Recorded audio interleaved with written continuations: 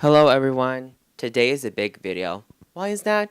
Well, I'm gonna be doing a video where I show off my DVD collection. I packed nearly all my personal DVD collections just for the fucking YouTube video. So without further ado, let's get started on the recent order. Nails by Andrei Evskanov. It is Last Exit Entertainment's first release, and it is a remastered special edition. So Nails is a first full-length movie by a Russian avant-garde underground cult director Andrei Evskanov. It is considered an homage to surrealist cult director David Lynch and those of Japanese cyberpunk. It is fast-paced, it is weird, it is fucked up, and somehow it gets straight to the point. Therefore, I recommend you to see this movie. So yeah, it's called Nails, or as in Gwoździ. The next up is The Forest of Lost Souls. It is a debut motion picture directed by José Pedro Lopes from Portugal. It is like a mixture of slasher, drama, coming of age, and such, with a little bit of a new twist. It is a kind of bit of refreshing but clumsy dialogue and already predictable plot and so forth. But the fact that this movie lasts in 71 minutes, well, it doesn't waste no time to actually get to the story. And also another movie by Andrei Evskanov, Visions of Suffering. This is a final director's cut. And let me tell you, I think it looked much better than the unearthed release. I think it's a little bit more abstract, and I think it's a bit more refreshing than the original version. And it never stops being so mindfucking because Andrei Evskanov is the fucking best. And if you're in for some weird shit, go see that movie. Okay, now let's get through to one of the classics. This time it's Dario Argento. Suspiria! Yeah, I think I don't have to explain it at all. I think it's obvious that, Dario Argento, he drew me into the Giallo movies. Oh my god. And this is one of the fucking cult films ever. I think it may be a little overrated. I think it may be a bit overrated, but oh my god, how they worked hard in the costumes, the set design, and the fucking soundtrack. Oh my god, it's so haunting. And I haven't watched the remake of Suspiria yet, but I'm looking forward to get another physical copy of this one. So I'm gonna be watching it soon, but I heard it was different from the original. I don't care, I'm open to anything. So the next Argento movie is The Cat o' Nine Tails. It is the second installment of the Animal trilogy, which follows A Bird of a Crystal Plumage, followed by Four Frogs into Grey Velvet. And the next one is... oh my god. I heard people say that it was a fucking schlock. And that I agree with them. Even though it was fun, but I was kind of disappointed in how it turned out and how he let down the aesthetic that turned the Three Murder trilogy as they were. It's not even bad, but it isn't good, but it's still fun to watch. So if you're into gore film, maybe it's in your alley, but not really. The next one is my favorite, Deep Red. This one I consider a fucking cult classic. I prefer this one over Suspiria. The soundtrack is amazing, the acting was pretty solid, and the cinematography is the fucking best, and the ambience and the atmosphere is so, how should I say, very well fucking creepy. Don't get me fucking started on the doll scene. Oh my god, that fucker creeped me out. Like, seriously. If anyone hasn't seen any of Argento films, I recommend this one as the first entry. Seriously, you're not gonna be disappointed. And the next up is Phenomena from Arrow Videos. Actually, this one isn't really that bad, while considering the fact that, especially when it comes to what are the first roles of Jennifer Connelly, she was kind of a sloppy there, and the dialogue is a bit clumsy, and the heavy metal soundtrack, oh my god, it just kills the atmosphere. I mean, I know it's the 80s movie, but was it really necessary? And it also includes a promotional poster. I mean, I don't want to waste time opening it, but for those who have been buying films from Arrow Videos, should already know it by now. And I think it's a good find, and I think it might stay in my collection. And the next up is Tenebre, one of the solemn movies of Argento. Is actually pretty kind of unique. I mean, what else can I say? It's an Italian edition, whatever. It's a bit like misinformed when it comes to minutes or writing times, information or so. At least, it's a pretty good movie. So, yep, that's it when it comes to Argento's collection. Now, let's move on. The next step is Mother's Day by Charles Kaufman's. One of the most infamous movies from Trauma Films. Now, here's a fun fact about this one. I traded a French DVD version, uncut version of Cannibal Holocaust just for this movie. And I have to admit, this is one of the biggest mistakes I have ever made in my life. But not really exactly, because this movie isn't that bad. The character development is good, and the ambience surrounding this movie is pretty fun to watch. No matter how cheesy it is, but you can tell basically that they had so much fun making this movie. And yes, I can see why is that considered a cult classic. Okay, and the next one is Zombie Holocaust. It's actually one of the most boringly made movies. It's actually like a crossover of zombie films and cannibal films, which is kind of like really dull and really stupid, whatever. And the next one is Lucio Fulci's cult film Beyond, and it's in the English DVD version, and it's, well, considered uncut, but I'm not really sure. And I think it's a good watch. A little bit of refreshment when it comes to endings, so I don't want to spoil it for you if you're really keen on watching it. Go ahead. And the next one is a censor version of Caligula. I pretty much struggled whether this was the uncut version or the cut version before buying this. I mean, seriously, I was so fucking stupid. But then again, you can tell this movie is pretty much boring, even all the sex, blood, and guts in here. So, even the decent acting of Malcolm McDowell cannot save this piece of shit movie.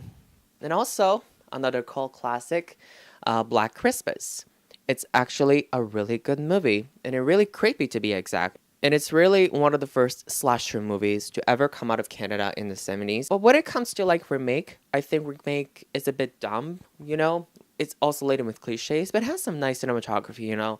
Argento style, but it lacks any of the substances that this movie has. It's creepy, it's unsettling to the core, and it's pretty intense. So I'd rather watch the original one than a remake. Sorry. And the next one is first volume of Defense of Kenneth Anger. I bought it back at the local exotic bookstore. There were movies of certain avant-garde films and short films, and they all costed like 20 euros. And even the DVDs were shorter, like for example 20 minutes, and they costed 20 euros. And I had a complaint about that, and the guy recommended me this one. And I think it's a good price to pay, even when for a longer running time. I think it's pretty much more reasonable. And thanks to the guy for recommending me on this one. I really appreciate it. And the next up is actually my very first order of unearthed films is actually a Japanese cyberpunk collection, which mostly consists of two Shouzen Fukui movies. And I'm going to start with a 96 for Pinocchio. I can see why this movie has achieved another cult status, but needless to say, it's a pretty stupid little movie. It's just stretched a bit too long, and there's little dialogue, little about anything what the hell is going on, and I think it lacks substances, no matter how fucking intense and edgy that is. I think it can stay in my DVD collection, but nevertheless, well, it's just not that good. But when it comes to greatest, Robert's Lover, I prefer this over that one. I think it has enough dialogue to settle in, and I think it has something that is going on, especially on location and the atmosphere sometimes, and has a change of moods. And I think it literally has everything. So, for 96 for Pinocchio, I will not recommend because it is not really a good entry to Japanese cyberpunk. For that, you need to start watching Tetsuo. It is a good movie, and it stands the head of a time. So they worked so hard on it. You're not going to be disappointed. And the next up is Maniac. It's actually on the Korean DVD edition. It is also another cult classic of the video nasties. It's actually pretty good. I haven't seen the remake yet, and I think I have yet to watch it. But this one is pretty grisly and unsettling, especially in the end. It's just so fucking traumatizing and just fucking creepy. Maniac, I somehow would recommend it for the gore lovers out there. It may be up in your alley. The next up is The House of Laughing Windows. Now, this is one of the trickiest one when it comes to like the mixture of psychological horror and giallo to be spectacular, and I think it's a little bit creepy. But this is actually one of the more underrated gems out there, especially for the giallo fans. But I think people may enjoy this one. And the next up is the infamous "I Spit on Your Fucking Grave." It is actually one of the most controversial movies ever fucking made. And it's actually the cut version. You know, the rape scenes were repeated with shots and every time while the sound goes on. I think it's more raw when it comes to filmmaking. Besides all the annoying formulaic 70s style, it's kind of a raw, brutal. I spit on your grave maybe for the video nasty fans, and especially for rape revenge fans, but as a general, not really. It's a bit boring if you ask me. But then again, I don't know. See for yourself. Now, the next up is Martyrs. Now, Martyrs is what I would consider one of the best movies from New French Extremity. Now, this movie is so fucking violent and it's so fucking depressing and soul destroying. You're gonna be depressed for maybe a few days later. I can still guarantee that this is one of the few best movies from the New French Extremity, but I will not recommend to those who have a faint of heart of those over the top, disturbing violence and torture. I mean, this movie is simply for hardcore fans only. I mean, seriously, what do you expect? It's a bloody fucking horror movie, not the mainstream jump scare movie. F that ish. Oh, another for some more boring shit. The first disc features the first two Cannibal movies, and the second disc features two Mondo movies, which are basically shockumentaries from around the world from the 60s or something. But needless to say, it's just the cut versions. There's nothing really gruesome happening here. The Germans are so fucking trigger happy to cut basically gruesome out of everything, and that kind of ruins the mood. Now, the next up is Driller Killer, also one of the most controversial movies ever. I know I'm repeating this now and then, but I can help it saying it. This is actually the first movie of Abel Ferrara, you know, Bad Lieutenant and stuff. He basically directed and starred in it as an artist who was driven insane to fucking kill people because he couldn't cope with the stress of the loud noise in New York City or anything. It's gruesome and it's kind of silly at times. It is also one of the few movies that have developed the over-the-shoulder perspective shot, which were later included in games such as Resident Evil 4 and 5 and all other games that you may have heard of. Yeah, that movie. And now for some boring shit. As the ghost house called it, Room 205, Kollegiet is a Danish equivalent of Ring, but it takes place in a college and it's, oh my god, it's so boring. Like, it's just not that good. I would not recommend this at all.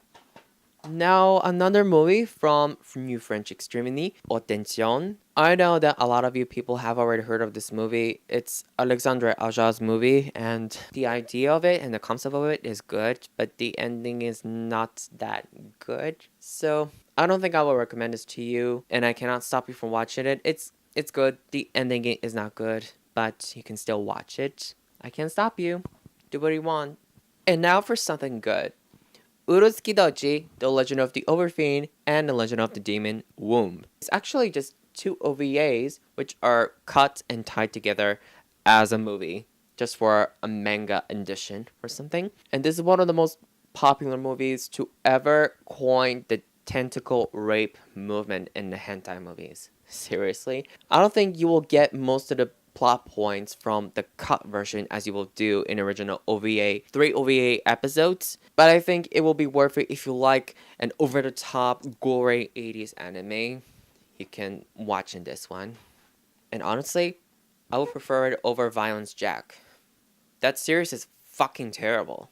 And the next one is the one I bought at the local store, Sei Donne per l'Assassino, or Blood and Black Lace. It is actually one of the more prominent ones to coin a slasher or giallo genre, and it is actually the Mario Bava's best, except of the Bale Blood. That one's fucking terrible.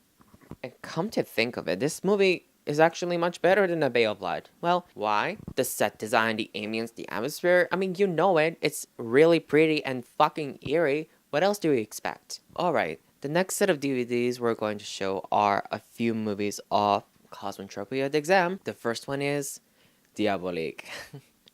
Well, it's not actually a first full name because we know that that person has made several movies before. So for those of you who have not heard of Cosmotropia d'Exam or haven't seen movies recently, it's basically a persona behind Martyrs, Suspiria, Vision. You know, that musical project which pioneered the whole witch house genre, that kind of thing. With movies like these are pretty much like an homage to like 70s and 80s avant-garde exploitation, and it's pretty much like all over the place. So that one's Diabolique. And now the next is Metamorphosia, and I think it's a little bit better than Diabolique, and because it has a story to tell, and yeah, it's also like a bit of a mindfuck. And also the next is a second installment and also Blu-ray edition of Phantasmagoria. Now, this DVD layout is one of the reasons why I had to purchase this one, because the person really did well with the graphic design on the layouts as well, because it's like so attracting. I can guarantee that some movies by d'Exam probably be better than others. I mean, you guys can see it for yourself. But yeah, kudos to the person who has made very attractive layouts on DVDs, and I wish you good luck in the future for more hard work. Now, the next one is some cult anime, Ghost in the Shell, the movie, by Mamoru Oshii. Actually, I like it a lot. The second volume of Stand-Alone Complex. But yeah, I'm really proud to have this one on my collection. I actually bought it in Denmark for 99 crowns, which is really rare because most of the manga DVDs are so like expensive, you know? I'm actually very happy to spend money on this one for like cheap, like 99 crowns. So now for School Rumble, this is like the second volume of first season. The OVA one, I used to be a big fan of this anime series. Like, it was pretty funny back then, but now I got tired of it. But needless to say, I was pretty glad that I actually had to find this one and buy this one.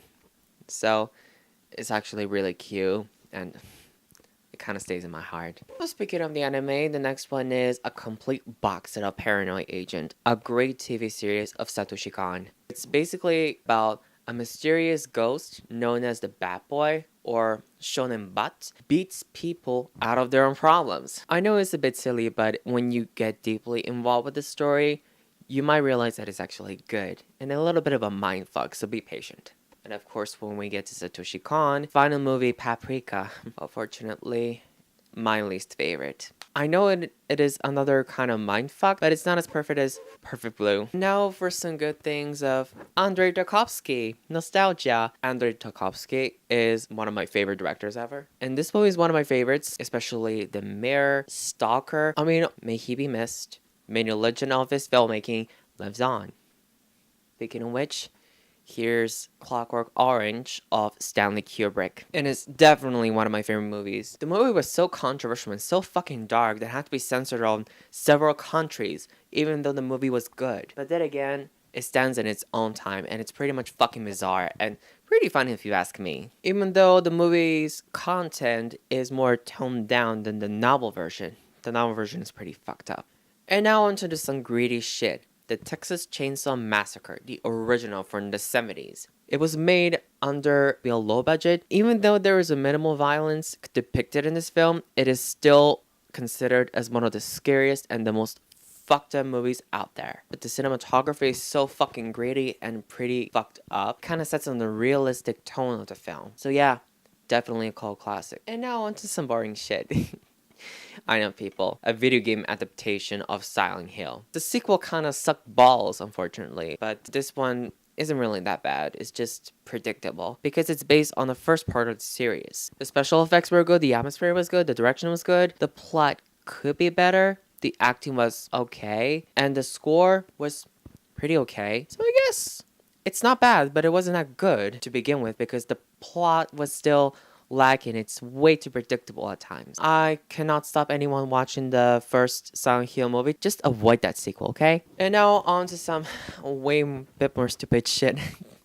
I have the whole American versions of The Grudge. The first two films are made by Takashi Shimizu, the filmmaker of the original Ju-on series, and some other guy directed the third part, which was actually released on video instead of having it screened in theaters because I guess it's cheaper. But still, I'm kind of disappointed how this series has turned downhill. And with that out of the way, One Missed Call of Takashi Miike, I think it's based on a novel, and it was later adapted to TV series and later sequels and stuff. This one is like Ring, but with voice messages from the future. And it's not the Takashi Miike's best, but it's still passable as a J-horror film. Okay storyline, and might be a little bit boring, a bit too dark at times, but then again, it's a good J-horror movie, so. And now for some Clive Barker shite. I couldn't find the first one at the store anywhere. It's nowhere to be found. Before buying these, I actually rented the first Hellraiser movie. And I watched it and I was blown away, especially the resurrection, because of the special effects and the Christopher Young's fantastic score. And oh my god, I think Clive Barker is really fantastic at making his movies like this. And he totally achieved it with the cult status. I think the first two are better off to end just like that and not continue with the rest of the sequels. I mean, it's kind of dumb. But yes, Hellraiser is the fucking best. And I think everybody knows that already. Let's switch it with something good. Wreck. Oh my god, this is some of the best found footage movies ever made, especially in Europe. It's like, the faster pace, it's so intense, it's so fucking scary, and a really good fucking story. Like, the acting is unbelievable, like really, really realistic and a faster pace and very energetic. I fucking love that. The second part is okay, but not as good as the first one. The last two kind of like fallen off at shit, but I'm kind of glad to have this as a DVD collection. Fuck me. This is actually fucking terrible. Like the worst of new French extremity. I don't know why I bought this. Maybe like I was so like, how should I say, I want to see more X-rated films because such a dumb teen that is more into edgy shit. But looking back at it now, it's so fucking terrible. I don't care if it's low budgeted and shit. The whole cinematography is ugly. The acting it's subpar actually. I'm sorry. And the violence in here are just fucking fake. And it's overall very bad. Totally bad. And I'm not offended by any of it at all. It's just dumb. Avoid this movie at all cost. Oh my god. The first 28 Days Later is actually one of my favorite films by Danny Boyle. And it's actually refreshing from the whole, zombie classic. The one that I'm really happy to have. But its sequel, it's just, it's pretty much a terrible mess. But then again, I'll prefer a first one over its sequel. And also bad taste. Peter Jackson's first full-length feature movie. And I've seen his whole movie and I had fun watching it, no matter how gross it is. And I think it's a charm of gross out comedies. And it's pretty made on a really low budget. For those who are into gory horror comedy or just deeply obsessed in Peter Jackson's movie history, then sure, go ahead, watch this movie. So yeah, there it is for my DVD collection. If you have enjoyed my video, you can like, comment, subscribe, and share with your friends. Once again, thank you guys for watching this video. Peace.